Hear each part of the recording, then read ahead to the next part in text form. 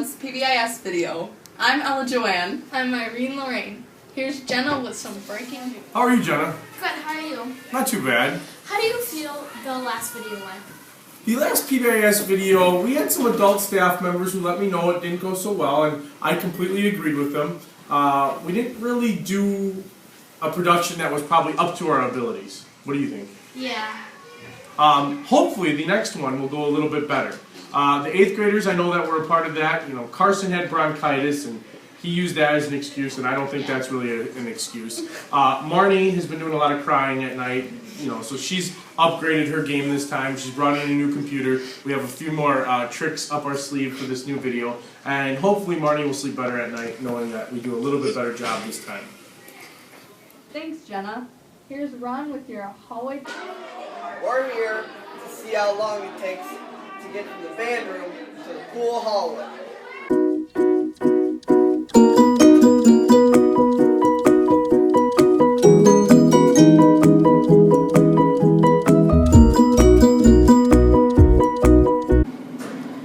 So as you can see, it took 2 minutes and 21 seconds to get all the way from the band room to the pool hallway.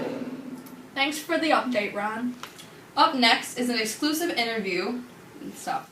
Yes, I'm Sophia Maki, and I'm here with Mr. Rouse, and I'm going to ask him a couple questions. Is that okay with you? Yep, that's fine. So, I'm an investigative reporter for PBIS, and we saw that it takes 2.5 minutes to get from the pool to the band room, but we only have 2 minutes. So, do you have any thoughts about that?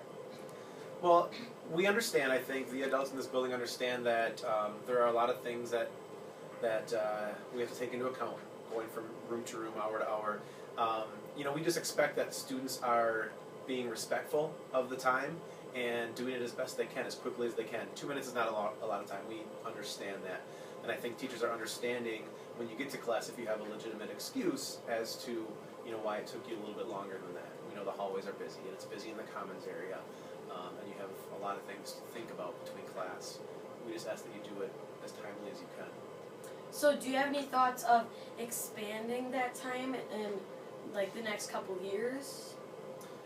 There has been some conversation about that. It's not something that we were probably going to do immediately right now in February, but it's something that I'm totally open to discussing for next year. Because we saw that it would only take like 3 minutes off of the learning time, which is already sometimes wasted from kids being late or from fooling around in the class, and it would only be from the period 1 and 2, 3 and 4, and 7 and 8. Yep, I understand that. You know, something that we have to look at is the instructional minutes. The state tells us how many minutes we have to have minimum each day for kids instructionally, and the passing time minutes don't technically count towards that. So that would just be something that I would have to look into and count that up formally and see where we're at with that. That would be one thing to think about. It's something that I would like to take to our building leadership team, group of teachers that we have that meet monthly, talk about things like this. We actually had a group of students come there a couple months ago and talk about this very same thing, and they were received very well by the teachers, and I think that's a good place to start as well, is when students have a problem or an issue or a concern, they bring it to us and we'll talk about it. Thanks, Sophie. Keep us updated on the matter. We'll be right back after this short message. Are you sick of sitting on the couch like these two? Eating potato chips, drinking soda? Then join track. It's guaranteed to be a good time. This message is brought to you by the RMS track team. And we're back. Here's Trevor with an issue. We're here with 7th grader Maggie Peel.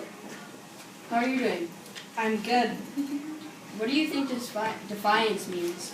I think defiance means refusing over and over.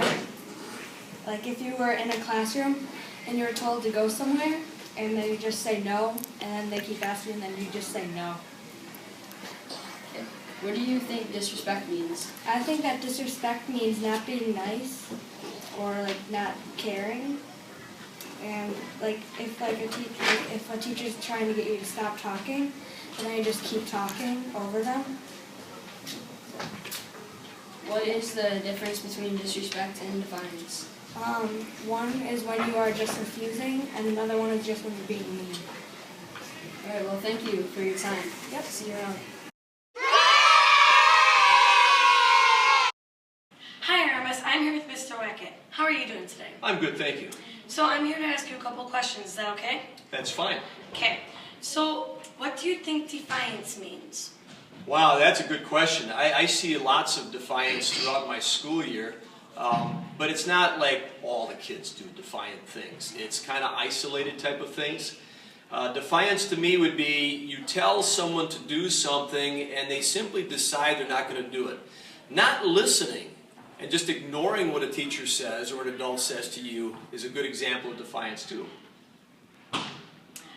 Good. What do you think disrespect means? Well, if I were to disrespect somebody, I probably wouldn't give them a straight answer to things. I probably wouldn't do what they ask. I probably would ignore them in a lot of cases. So if you see that kind of behavior, that would be good examples of disrespect. Talking back is also a good example. What is the difference between disrespect and defiance? Well, that sounds like a tough question because I just gave examples that sound like both of them pretty much. You know, disrespect can be disrespect to yourself, it can be disrespect to others, it can be disrespect to things that we have around the building. But defiance, I think, is more of a personal thing. That's to a person. You can't defy an object. You can't defy, something like that. When you defy a person, and you're not going to do what they want you to do, that's different then. Those are great answers, Mr. Wackett, so I hope you have a good rest of your day. All right, Thanks, Mr. Olson. Have you ever wondered why we don't have as many field trips in middle school as we did in elementary school? Yes, Ella. Yes, I have.